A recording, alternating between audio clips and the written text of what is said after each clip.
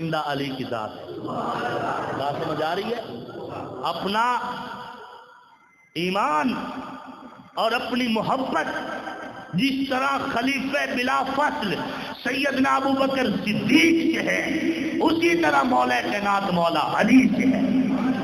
ہم نبی کے گھرانے کے بھی غلام ہیں، ہم نبی کے گھرانے کے بھی غلام ہیں۔ تو سامعین محترم، وقت کے دامن میں گنجائش نہیں ہے، میں زیادہ لمبی گفتگو نہیں کرتا۔ آپ علیہ السلام کائنات میں تشریف لے کے آئے، آنے کی دیر تھی، گھر خوشبو سے بھر گیا۔ دادا عبد المطلب کو خبر ہوئی آپ کے مرحوم بیٹے عبداللہ کے گھر میں ایک چاند کے مکھڑے والے بچے نے جنم لیا ہے۔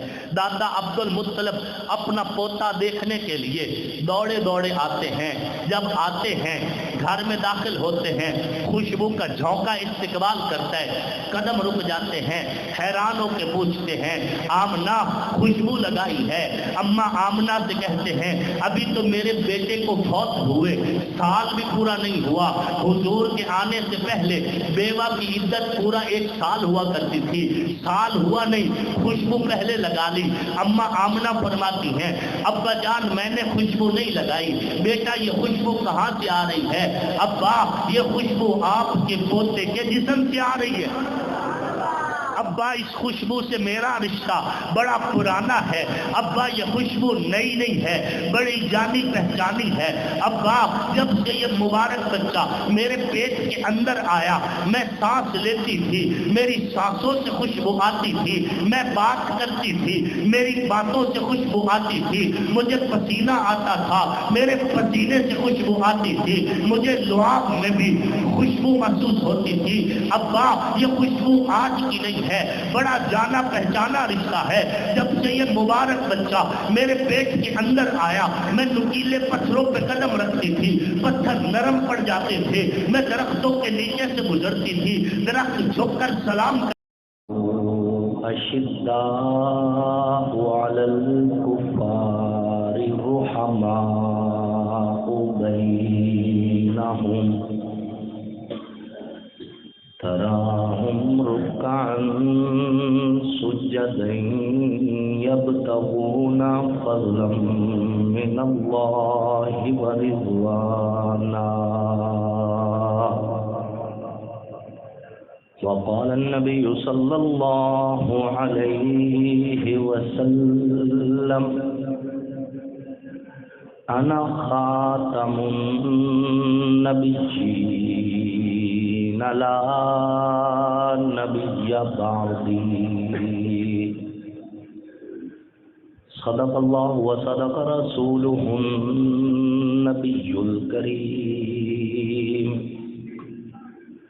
ونحن على ذلك لمن الشاهدين والشاكرين والحمد لله رب العالمين۔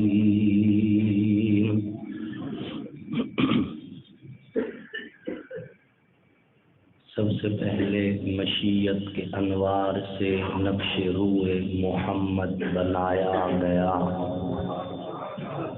پھر اسی نقش سے مانگ کر روشنی بزم کون و مکان کو سجایا گیا۔ وہ محمد بھی احمد بھی محمود بھی حسن مطلق کے شاہد بھی مشہود بھی، علم و حکمت میں وہ غیر محدود بھی، ظاہراً امیوں میں اٹھایا گیا۔ حشر کا غم مجھ کو کیوں کر ہو قاسم، میرا آقا ہے وہ میرا مولا ہے وہ، جس کے دامن میں جنت بسائی گئی، جس کے ہاتھوں پہ کوثر لٹایا گیا۔ واجب سر تکریم محسنین ملت علماء کرام، لائن کی سر تکریم قراء اعظام، نہایت ہی سعادت مند ثناخان رسول عربی صلی اللہ علیہ وآلہ وسلم، اللہ اور اس کے آخری پیغمبر حضرت محمد مصطفیٰ علیہ الصلوۃ والتسلیم کی نبوت ختم نبوت پر ایمان رکھنے والے توحید و سنت کے علمبرداروں، صحابہ کے غلاموں، اہل بیت کے حقداروں، آپ سب لوگ اور ہم اللہ کے گھر میں اللہ کے آخری پیغمبر سیدی و مرشدی حضرت محمد مصطفیٰ علیہ الصلوۃ والتسلیم کی مبارک سیرت اور صورت کے حوالے سے اکٹھے ہیں۔ اللہ رب العزت اس مسجد کی انتظامیہ کو جزائے خیر نصیب فرمائے، اور ہمارے بھائی محترم عبداللہ پاندہ صاحب کو بھی جزائے خیر نصیب فرمائے کہ جس کی پرخلوص دعوت کے نتیجہ میں دین کی نسبت سے آپ سے ملاقات کا شرف حاصل ہوا ہے۔ وقت کے دامن میں اگرچہ گنجائش نہیں ہے، لیکن میں کوشش کروں گا کہ تھوڑے ٹائم میں زیادہ سے زیادہ گفتگو کر کے اللہ اور اس کے رسول کو راضی کر سکیں۔ اللہ رب العزت آپ سب کا آنا، اس فقیر کا آنا، ہمارا ملنا، بیٹھنا، کہنا اور سننا اپنی بارگاہ میں قبول فرمائے، اور ہمیں 5 وقت کی نماز با جماعت نصیب فرمائے۔ دنیا میں ہدایت یافتہ لوگوں میں اللہ ہمارا شمار فرمائے، اور آخرت میں انعام یافتہ لوگوں میں اللہ آپ اور ہم سب کا شمار فرمائے۔ سامعین محترم، آقا اس کائنات میں تشریف نہ لائے تھے۔ آقا کے آنے سے پہلے اندھیروں کا راج تھا، ظلم بھرا سماج تھا، عداوت، نفرت، سود کا رواج تھا۔ سچے رب کو چھوڑ کر لوگ قبروں کی پوجا کرتے تھے، شجروں کی پوجا کرتے تھے، باہر کی عبادت ہوتی تھی، چاند تاروں کی عبادت ہوتی تھی، اپنے جیسے انسانوں کو لوگ سجدے کیا کرتے تھے۔ اللہ کا وہ گھر جس نے پوری دنیا کے مسلمانوں کے سجدوں کا مرکز بننا تھا، اس گھر میں 1 2 3 نہیں 360 بت رکھے ہوئے تھے۔ لکڑی کا بت ہے، لوہے کا بت ہے، سٹیل کا بت ہے، پتھر کا بت ہے۔ یہ بت روزی دیتا ہے، یہ بت بیٹے دیتا ہے، اس بت سے جنگ میں فتح حاصل ہوتی ہے۔ لوگوں کے یوں عقیدے سے ننگے بدن کعبہ کا طواف ہوا کرتا تھا۔ ماؤں کو عزت نہ تھی، بہنوں کے لیے آنچل نہ تھے، بیٹی کے لیے زندگی نہ تھی۔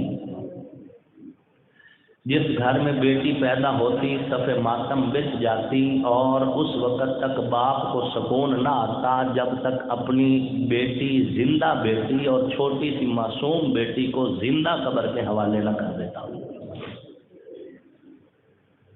عداوت عام تھی، گھونٹ گھونٹ پانی پہ 90 سال تک لڑائی ہوتی تھی، گھوڑا آگے بڑھانے پہ جھگڑا ہوا، 70 سال تک قتل عام جاری رہا۔ قبائلی تعصب، زبان کا تعصب، علاقے کا تعصب، قبیلے کا تعصب عام تھا۔ دین حنیف سے لوگ دور ہو چکے تھے۔ ایسے عالم کے اندر جب دنیا اندھیروں میں ڈوبی ہوئی تھی، اللہ نے کرم فرمایا، احسان فرمایا۔ ربیع الاول کے مہینہ میں سوموار کے دن بنو ہاشم کے قبیلہ میں عبد المطلب کے خاندان میں جناب عبداللہ کے گھر میں سیدہ آمنہ کی گود میں صبح و صادق کے وقت ایک مہجبی بچے نے جنم لیا۔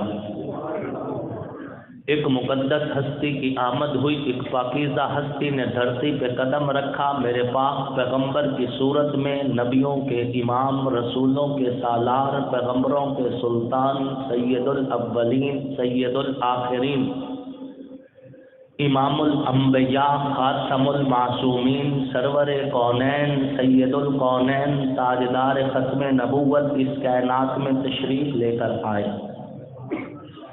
آقا کے آنے کی دیر تھی، اندھیرے اندھیرے نہ رہے، سویرے بن گئے، دکھ کی کالی لمبی راتیں ختم ہوئیں، صبح نو کے اجالے ہو گئے۔ حضور نے دھرتی پہ قدم رکھا، 950 سال نہیں لگے، 300 سال بھی نہیں لگے، 100 سال بھی نہیں لگا، اظہار نبوت کے صرف 23 سال۔ 13 سال جس میں سے مکہ کی زندگی ہے، 10 سال جس میں سے مدینہ کی زندگی ہے، 23 سال کے مختصر عرصہ میں دنیا انقلاب سے واقف ہوئی، دنیا میں تبدیلی آئی، دنیا میں اللہ رب العزت کا دین آیا۔ 23 سال کے مختصر عرصہ میں میرے پاک پیغمبر کی نبوت کی برکت سے، رسالت کی برکت سے، محنت کی برکت سے، آپ کی دین اور شریعت مطہرہ کی برکت سے، آقا کی اس دنیا کو دی گئی تعلیم و تربیت کی وجہ سے، حضور کے جہاد کی وجہ سے، آقا کی تبلیغ کی وجہ سے، حضور کے رحم و کرم کی وجہ سے 23 سال کے مختصر عرصے میں دلوں کا حال بدلا تو حضور کے صدقے، سوچوں کا زاویہ بدلا تو حضور کے صدقے، آنکھوں میں حیا کا کاجل آیا تو یہ بھی حضور کے صدقے۔ جو ماں بہن کو عزت نہ دیتے تھے ان کی پوزیشن یہ ہوئی کہ حاتم طائی کی بیٹی گرفتار ہوتی ہے، حضور کے سامنے پیش کی جاتی ہے، سر کے بال کھلے ہوئے ہیں، سر پہ چادر نہیں ہے۔ حضور نے اپنی وہ چادر جو کسی وقت میں زہرا پاک کے سر پر اوڑھائی تھی، وہی چادر حضور نے اتاری ہے اور حاتم طائی کی بیٹی کے سر پہ رکھ دی ہے۔ دنیا کو پیغام دیا ہے کہ بیٹی تو بیٹی ہی ہوتی ہے، چاہے کافر ہی کی کیوں نہ ہو۔ یہی اسلام کی تربیت ہے کہ جنگ کے اندر بچوں کو کچھ نہ کہا جائے، عورتوں کو کچھ نہ کہا جائے، ایون کہ غیر مسلم کا کلیسا بھی نہ توڑا جائے۔ جو جنگ کر رہے ہیں انہی سے جنگ کی جائے، یہی اسلام کی تعلیم ہے۔ اپنی چادر حضور نے اتاری ہے، حاتم طائی کی بیٹی کے سر پہ رکھ دی ہے، دنیا کو پیغام دیا ہے کہ میں عورتوں کو حقوق دینے آیا ہوں، بیٹیوں کو زندگی دینے آیا ہوں، بہنوں کو چادر دینے آیا ہوں، عورت کو اس کا مقام دینے آیا ہوں۔ چادر اس کے سر پر اوڑھائی، چند نوجوان صحابہ کی ڈیوٹی لگائی کہ اس کو لے جائیں اور پوری حفاظت کے ساتھ اس کے گھر پہنچا کر آئیں۔ راستہ ایک دن کا نہیں، کئی دن کا سفر ہے، کئی دن کا سفر کر کے صحابہ نے جب اس کو اس کے گھر پہنچایا، عدی ابن ابی حاتم اپنی بہن کو وصول کرنے کے لیے اپنے گھر سے باہر آیا، بہن کو وصول کیا، گھر میں داخل نہیں ہوا، علیحدہ لے کر کھڑا ہو گیا۔ اپنی بہن سے پوچھتا ہے، اے میری بہن سچ سچ بتا، تو بھی نوجوان تھی، جو تجھے چھوڑنے آئے ہیں یہ بھی نوجوان ہے، راستہ ایک دن کا نہیں، پہاڑ بھی آئے، ریگستان بھی آئے، راستے میں جنگل بھی آئے، رات کا اندھیرا بھی آیا، اے میری بہن بتا، جو تجھے نوجوان چھوڑنے آئے ہیں یہ دیکھتے کیسے تھے، تیرے ساتھ بولتے کیسے تھے، ان کی نیت میں فطور تو نہیں تھا؟ بہن نے سمجھ لیا کہ میرا بھائی اشاروں میں مجھ سے کیا پوچھنا چاہتا ہے، اپنے بھائی کے منہ پہ ہاتھ رکھ کے بھائی کی گفتگو کو بند کر کے کہا، اے میرے بھائی یہ فرشتے ہیں، کوئی انسان تھوڑی نظر آ رہے ہیں، اللہ کی قسم ہے جس باپ کا خون تیری رگوں میں ہے اسی باپ کا خون میری بھی رگوں میں ہے، یہ اتنے پاک صاف اور اتنے اچھے لوگ ہیں کہ مجھے اپنے سگے بھائی سے تو اپنی عزت کا خطرہ ہو سکتا ہے، محمد کے صحابہ سے کوئی خطرہ نہیں۔ آنکھوں میں حیا کا کاجل آیا تو حضور کے صدقے، ماؤں کے قدموں میں جنت آئی تو حضور کے صدقے، بہنوں کے سروں پہ چادر آئی تو حضور کے صدقے، بیٹی باپ کے لیے رحمت کہلائی تو حضور کے صدقے، کائنات میں دین آیا، ایمان ملا حضور کے صدقے، شریعت ملی، قرآن ملا حضور کے صدقے۔ یہ ساری کائنات اور اس کائنات میں ساری زندگی اور زندگی کے سارے نقشے اور نقشوں میں موت و حیات کی ساری کشمکش اس میں ہواؤں کا وجود، فضاؤں کا وجود، لہلہاتے تیز، چہچہاتے پرندے، مسکراتے پھول، شہر اور گلیاں، پھول اور کلیاں، بہتی ہوئی ندیاں، ہری بھری وادیاں، پہاڑوں کا وجود، زمین کا پھیلاؤ، آسمان کی خوبصورتی، چاند تاروں کا وجود، سما اور سمک، سورج اور فلک، شرق اور غرب، شمال اور جنوب، نباتات، جمادات، حیوانات، کرامات، معجزات، جو کچھ بھی ہے کرم خدا کا ہے، صدقہ مصطفیٰ کا ہے، حضور کا صدقہ ہے۔ ایک باطل فرقہ یہ کہہ رہا ہے کہ اہل سنت حضور کو 40 سال کے بعد نبی مانتے ہیں، اور وہ اہل سنت کے تینوں طبقوں کا نام بھی لیتا ہے کہ دیوبندی، بریلوی، اہل حدیث، کہ اہل سنت کے یہ تینوں طبقے حضور کو 40 سال کے بعد نبی مانتے ہیں۔ حالانکہ تینوں مسالک اور تینوں مکاتب فکر کا یہ عقیدہ ہے کہ زمین نہ تھی، آسمان نہ تھا، چاند نہ تھا، تارے نہ تھے، سورج نہ تھا، کہکشائیں نہ تھی، نہ عرش تھا، نہ فرش تھا، نہ لوح تھا، نہ قلم تھا، نہ جنت تھی، نہ جہنم تھی، ابھی کچھ بھی نہیں تھا، حضور پھر بھی ورفعنا لک ذکرک کرتے ہیں۔ حدیث شریف میں آتا ہے کنت نبیا وکان آدم بین الروح والجسد، میں اس وقت بھی نبی تھا جب آدم علیہ السلام روح اور جسم کی درمیانی حالت میں تھے۔ جب آدم علیہ السلام روح اور جسم کی درمیانی حالت میں تھے، روح الگ تھی، جسم الگ تھا، حضور فرماتے ہیں میری نبوت کا فیصلہ اس وقت بھی ہو چکا تھا۔ پھر روح آدم کو جسم آدم میں ڈالا گیا، سب سے پہلا بشر، سب سے پہلا انسان، سب سے پہلا نبی اس کائنات میں وجود میں آیا۔ آدم علیہ السلام نے آنکھ کھولی، سب سے پہلے نظر آدم جس لفظ پر پڑی وہ لفظ لفظ محمد تھا۔ حیران ہو کے پوچھا اے اللہ، سب سے پہلے مجھے بنایا، خلت کا تاج مجھے پہنایا، اپنا خلیفہ مجھے بنایا، نبوت مجھے عطا کی، یہ عرش پر کس کو سجایا؟ اللہ نے فرمایا لولاہ لما خلقتک یا آدم، اے آدم اگر ان کو نہ بنانا ہوتا میں تجھ کو بھی نہ پیدا کرتا۔ میں نے تجھے پیدا ہی ان کی تخلیق کے لیے کیا ہے۔ اور خصائص الکبریٰ کی روایت ہے، خصائص الکبریٰ میں یہ حدیث موجود ہے کہ بین کتف آدم مکتوب محمد الرسول اللہ، جب آدم علیہ الصلوۃ والتسلیم کو پیدا کیا گیا، روح اور جسم کا ملاپ کیا گیا، جب آدم علیہ السلام اللہ کے عرش پر لکھے لفظ محمد پر حیران ہو رہے تھے تو اللہ نے آدم کو دکھایا آدم صرف میرے عرش پر نہیں تیرے کندھوں پر بھی لکھا ہوا ہے۔ بین کتف آدم مکتوب محمد الرسول اللہ، آدم علیہ السلام کے دونوں کندھوں کے درمیان میں لکھا ہوا تھا کہ محمد اللہ کے رسول ہیں۔ تو اہل سنت والجماعت کا یہ عقیدہ ہے، حضور نبی اس وقت بھی تھے جب حضور کی ولادت ہوئی ہے، حضور نبی اس وقت بھی تھے جب حضور کی ماں کے اندر ٹھہراؤ ہوا ہے، حضور نبی اس وقت بھی تھے جب یہ کائنات وجود میں نہ آئی تھی۔ حضور کی نبوت کا فیصلہ کائنات کی ہر چیز کے پیدا کرنے سے پہلے کیا گیا ہے۔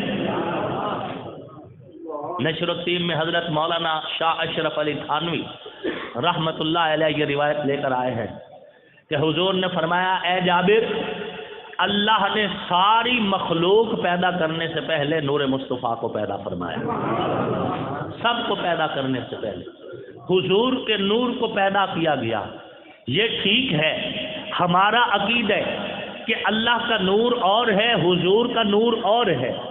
اللہ کا نور تقسیم نہیں ہوتا، اللہ کا نور ٹکڑے نہیں ہوتا، اللہ کا نور نہ پیدا ہوا ہے نہ کسی کو پیدا کرتا ہے، اللہ کا نور خالق نور ہے، اللہ کا نور لیس کمثلہ شیء کا مصداق ہے، اللہ کے نور جیسا کسی کو نور دیا نہیں گیا، لیکن ہمارا یہ بھی عقیدہ ہے کہ اللہ کا نور خالق نور ہے، اللہ نے خالق نور نے ایک مخلوق نور کو بھی پیدا کیا ہے، مخلوق نور کو اللہ نے پیدا کیا، پھر اس نور کو کائنات میں تقسیم کر دیا، کچھ نور سے اپنا عرش بنایا، کچھ نور سے جنت کو حسن دیا، کچھ نور کو چاند تاروں میں رکھا، کچھ نور کو نبیوں رسولوں میں رکھا، کچھ نور کو فرشتوں میں رکھا، کچھ نور کو جنت کا حسن دے دیا، کچھ نور کو تیری میری آنکھ میں رکھا، کچھ نور کو کائنات میں پھیلا دیا۔ اللہ نور بناتے گئے، کائنات میں پھیلاتے گئے۔ اہل سنت والجماعت کا عقیدہ سنیے، اگر کوئی یہ سمجھتا ہے کہ اہل سنت حضور کو نور نہیں مانتے تو سن لیجئے، میرا نہیں میرے اکابر کا بھی یہی عقیدہ ہے کہ اللہ نے جس مخلوق نور کو پیدا کیا، اس مخلوق نور میں اللہ کے عرش کے مقدر میں بھی اتنا اعلیٰ نور نہیں ہے جو اللہ نے نبی کی پیشانی میں رکھا ہے، جنت کے نصیب میں اتنا نور نہیں ہے جو محمد کی نبوت میں رکھا ہے، فرشتوں کے مقدر میں وہ نور نہیں ہے جو محمد الرسول اللہ کے اسم اور جسم میں رکھا ہے۔ کائنات میں کوئی نور نہ چاند تاروں میں ہے، نہ سورج کہکشاؤں میں ہے، نہ فرشتوں اور رسولوں میں ہے، نہ نبیوں اور پیغمبروں میں ہے، نہ لوح اور قلم میں ہے، نہ اللہ کے عرش میں ہے، جو نور نبی کی ذات کے اندر ہے۔ ہمارا عقیدہ ہے حضور صرف نور نہیں، نور علی نور ہے، باقی اللہ کا نور تقسیم نہیں ہوتا، یہ بات ذہن میں رکھنا، اللہ کا نور تقسیم نہیں ہوتا، اللہ تقسیم ہونے سے پاک ہے۔ اور یاد رکھنا، یہ عقیدہ بھی پوری ذمہ داری سے کہہ رہا ہوں، دیوبندی، اہل حدیث اور بریلوی تینوں کا یہ عقیدہ ہے کہ اللہ نور تقسیم نہیں ہوتا۔ پڑھے لکھے علماء سے آپ پوچھیں، جن علماء کا مطالعہ ہے ان سے پوچھیں، اور کسی بھی شخص کے ہوں، ان تینوں مکاتب فکر کے کسی بھی طبقے کے عالم دین جو صحیح معنوں میں عالم ہو، اس سے اگر پوچھے تو وہ یہی کہے گا کہ اللہ کا نور تقسیم، یہ عقیدہ عیسائیوں کا عقیدہ ہے کہ ان اللہ ثالث و ثلاثہ، اللہ کا نور تین ٹکڑوں میں تقسیم ہو گیا، ایک اللہ خود، ایک حضرت عیسیٰ اور ایک حضرت بی بی مریم، یہ ان کا عقیدہ ہے۔ اہل سنت کا عقیدہ اور پھر چاروں فقہا کا عقیدہ یہی ہے، اللہ کا نور خالق ہے، تقسیم نہیں ہوتا، محمد علیہ السلام کا نور مخلوق ہے، لیکن سارے نوروں میں اعلیٰ نور ہے، سارے نور جو کائنات کی مخلوق میں ہے وہ نیچے ہے، محمد کا نور اوپر ہے۔ بات سمجھ آ رہی ہے؟ اس لیے بڑی محتاط گفتگو کیا کریں، ٹھیلوں پہ بیٹھ کے، کھوکھوں پہ بیٹھ کے، حقے پہ بیٹھ کے بار بار حضور کو اس انداز میں متنازع بنا کر پیش کرنا، جی حضور نور ہیں، دوسرا کہتا ہے حضور بشر ہیں، یہ غیر محتاط گفتگو ہے۔ آپ یوں کہیں، اے اللہ تو نے حضور کو جیسا بنایا ہے ہم تسلیم کرتے ہیں، جتنا بنایا ہے ہم تسلیم کرتے ہیں، آقا کو متنازع بنانے کی ضرورت ہی نہیں۔ آقا آپ کی اور میری سوچ سے بہت اونچی ہستی ہے، کائنات میں وہ پیمانہ نہیں جو حضور کے نالین کو ناپ سکے، حضور تو بہت بلند ہے، آقا کے نالین کی عزت بھی اس قدر زیادہ ہے کہ ایک عام سا بندہ مکے کا جو جوتے سیتے وہ جوتا تیار کرے، نبی علیہ السلام کو دے، حضور اس جوتے کو اپنے قدموں میں پہنے، قدموں میں پہننے کے بعد شریعت کہے اب اسے صرف جوتا نہ کہو، اسے نالین شریفین کہو، نالین شریفین ہونے کے بعد اب اس جوتے کو، اس نالین کو نبی کے قدموں سے لگے ان شریفین کو عزت اتنی ملتی ہے، چاند تارے نیچے ہے، سورج کہکشائیں نیچے ہے، سارا کچھ نیچے رہ گیا، سدرۃ المنتہا نیچے رہ گئی، رف بھی نیچے رہ گئی، اللہ کا عرش بھی نیچے رہ گیا، نبی کے قدموں سے لگے جوتے، نبی بھی عرش سے اوپر، نبی کے قدموں کے نالین بھی عرش سے اوپر چاند تارے دیکھ رہے تھے یہ کون ہے جو نالین سمیت اوپر چلا گیا؟ چاند ستارے دیکھ رہے تھے اس جوتے کو کتنی عزت ملی، زمین سے بری تک اڑ گیا۔ میں نے کہا میرے نبی کے قدموں سے جو جڑ گیا، جو نبی کے قدموں سے جڑ گیا وہ فضاؤں میں اڑ گیا، اور عزت ہے ہی وہ جو حضور کے ذریعے سے ملے۔ یاد رکھے یہ دنیا کے سارے عہدے بہت نیچے ہیں، نبی کی غلامی کا عہدہ بہت اوپر ہے، بہت اوپر ہے۔ حسب نسب یا دنیاوی بندہ MLA ہو، MP ہو، منسٹر ہو، کچھ بھی ہو، یہ کچھ بھی نہیں اس بندے کے مقابلے میں جو بیٹھا کلی میں ہو لیکن حضور کہے میرا ہے، بیٹھا کلی میں ہو، خیمے میں بیٹھا ہو، کچے مکان میں بیٹھا ہو، جھگی میں بیٹھا ہو، لیکن اس کا نبی سے رشتہ مضبوط ہو، اس کا عمل کہہ رہا ہو، اور کسی جانب کیوں جائے اور کسی کو کیوں دیکھے، اپنا سب کچھ گنبد خضرا کل بھی تھا اور آج بھی ہے۔ میرے نبی سے میرا رشتہ کل بھی تھا اور آج بھی ہے۔ بتلا دو گستاخ نبی کو غیرت مسلم زندہ ہے، ان پر مر مٹنے کا جذبہ کل بھی تھا اور آج بھی ہے۔ اللہ نے حضور کو اتنا بلند کیا، آپ تو صرف ایمان رکھنا سیکھیں۔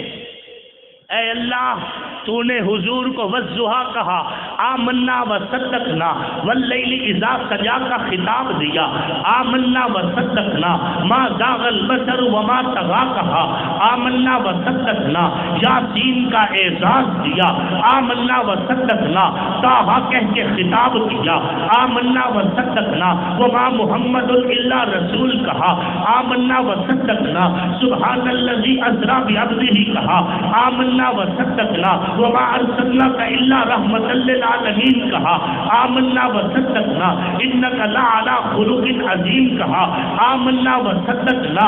اے اللہ تو نے نبی کی ذات کو قرآن کی ایتیں بنا کر جو اعزاز دیا ہے، آمنا وصدقنا۔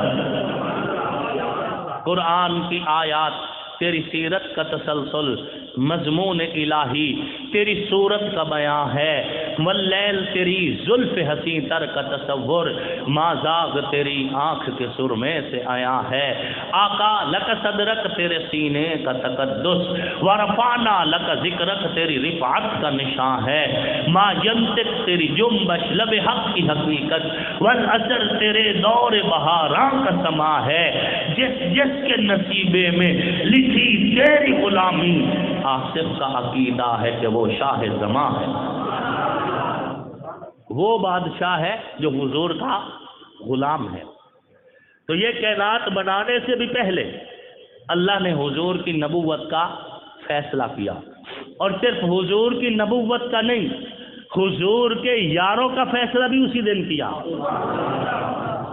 مولا علی فرماتے ہیں سلام اللہ علیہ، فرماتے ہیں حضور نے جب اپنا معراج سنایا تو حضور نے فرمایا تھا جب میں اللہ کے عرش پر پہنچا، اللہ کے عرش پر نور کے قلم سے ایک نورانی عبارت لکھی ہوئی تھی، اور وہ عبارت اور تحریر کیا تھی؟ لا الہ الا اللہ محمد الرسول اللہ، ابو بکر الصدیق، عمر الفاروق، عثمان ذو النورین۔ کون کہہ رہا ہے؟ حضرت مولا علی۔ اور روئے زمین پر حضور سے براہ راست یہ حدیث صرف حضرت علی نے روایت کی ہے، پھر حضرت علی سے سن کر آگے صحابہ نے روایت کی ہے۔ میں ایک پڑھ رہا تھا، امام حسن مجتبی رضی اللہ تعالیٰ عنہ روایت فرماتے ہیں کہ قیامت والے دن دین اسلام عمر کو ڈھونڈتا پھرے گا۔ کون روایت کر رہا ہے؟ امام حسن۔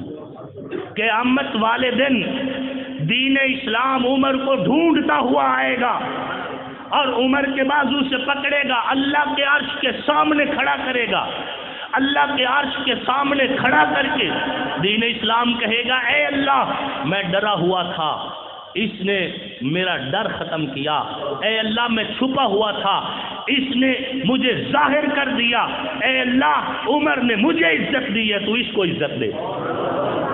پورا دین عمر کی سفارش کرے گا. اور کہہ کون رہا ہے؟ امام حسن.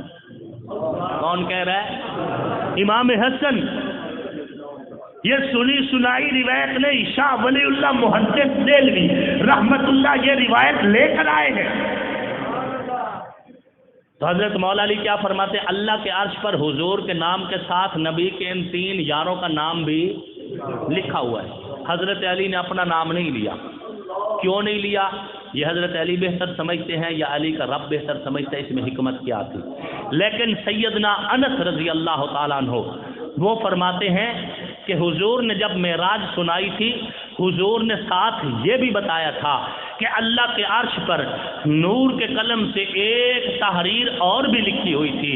وہ تحریر کیا تھی؟ لا الہ الا اللہ محمد الرسول اللہ وَأَيَّدْتُهُ بِعَلِيٍّ. ہم نے علی کو محمد کا تعین کنندہ بنایا ہے. نبی کے ان 4 یاروں کا نام اللہ نے عرش پر اسی دن لکھا جس دن اپنے عرش پر محمد کو لکھا. ماسٹر پلان رب کا یہ حادثاتی طور پر نہیں آئے، طے شدہ اللہ کا فیصلہ تھا. حادثاتی آتے تو ابو جہل بھی آتا، قریشی بھی تھا، ہاشمی بھی تھا، مکی بھی تھا، رشتہ دار بھی تھا.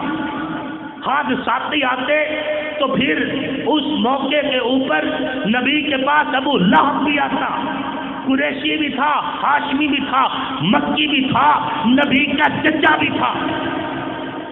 رب نے قبول نہیں کیا. ابو جہل کو اللہ نے قبول نہیں کیا. اسی ابو جہل کے بیٹے حضرت اکرمہ کو صحابی رسول بنا دیا. رب کے فیصلے، اللہ کے فیصلے ہیں.